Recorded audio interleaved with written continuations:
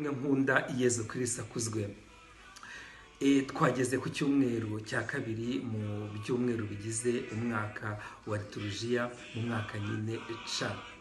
Iminsi mikuru twarayishoje ku cyumweru gishize igihe twahimbazaga batisimu ya Nyagasani.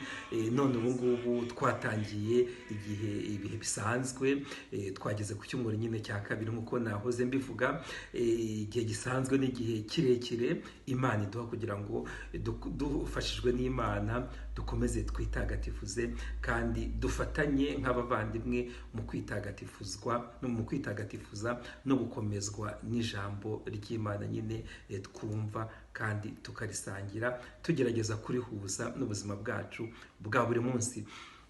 Ivanjiri uyu munsi rero dusanzwe tuyizi, ariko nagira ngo mbasabe ntihazagire na rimwe ijambo ry'Imana rihinduka akamenyero muri twebwe. Ni ibintu dusanzwe twumva oya.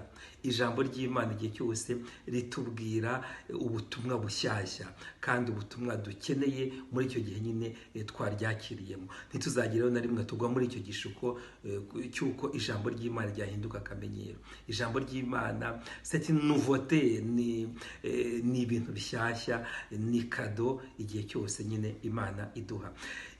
Mu ivanjiri uyu munsi rero y'ubukwe bw'Ikana hari ibintu bibiri nabashije gukuramo nagira ngo dusangire. Icya mbere nuko Imana ikunda abashakanye. Imana muri Yezu Kristo ikunda abashakanye kandi rwose ntibisanzwe yuko igitangaza cya mbere Yezu yakoreye muri Galileya Ikana yagikoreye abashakanye bari babuze divayi yabashiranye.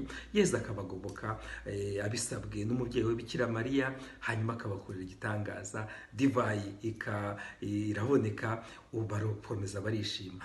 Mu isakaramentu ry'abashakanye rero dusanzwe tubyumva. Imana muri Yezu Kristo itugaragariza ku buryo bufatika urukundo Kristo akundana na Kiliziya ye. Nimba dushaka kumenya uko Kristo akundana na Kiliziya ye, dufite ikimenyetso gifatika rwagati muri twe.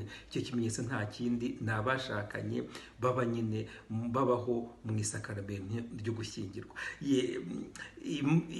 Bashakanye rero tubyumve kandi tubisobanukirwe. Imana irabakunda muri Yezu Kristo. Yezu Kristo ashaka kubakomeza kugira ngo mukomeze mube ikimenyetso gifatika kigaragaza nyine urukundo akundana n'umugeni we Kiliziya, umugeni yihangiye kandi akomeza guherekeza mu buzima bwayo bwa buri munsi.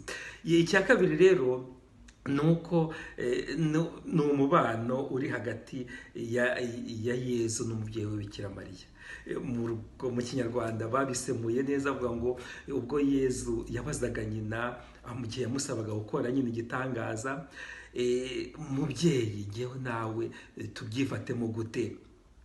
Nta kintu Bikira Mariya yongeyeho, ahubwo yahise agenda abwira abari bashinzwe imirimo mu bukwe ati icyo ababwira cyose mugikore. Bahise bumvikana bitagombeye amagambo menshi. Natwe rero dusaba umubyeyi Bikira Mariya kugira ngo mu mubano wacu na Yezu Kristo twumvikane tutagombye kurondogora.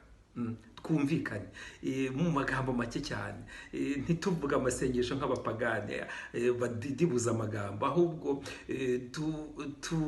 twumve yuko tuvuze na makeya Yezu twumva, twumvikana hatagombeye amagambo menshi. Ibyo rero Bikira Mariya ni inzobere muri ibyo, ashobora kubidufashamo kandi tukabigeraho.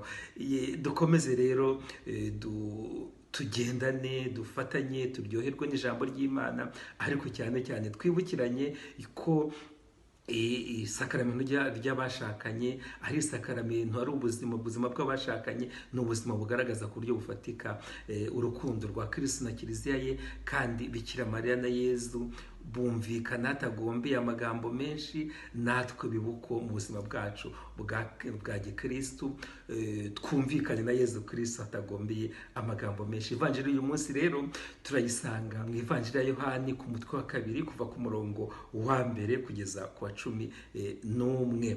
Tuyihuriremo, tuyizirikane kandi nyine ituryohere ubuzima bwacu tubuhuze niyo vanjiri dusoma, kandi ubuzima bwacu nyine bube ivanjiri ibayeho, iriho kandi igera kuri bose. Ushobora byose rero nabaha umugisha kandi abarinde, Imana Data na Mwana na Roho Mutagatifu. Amen.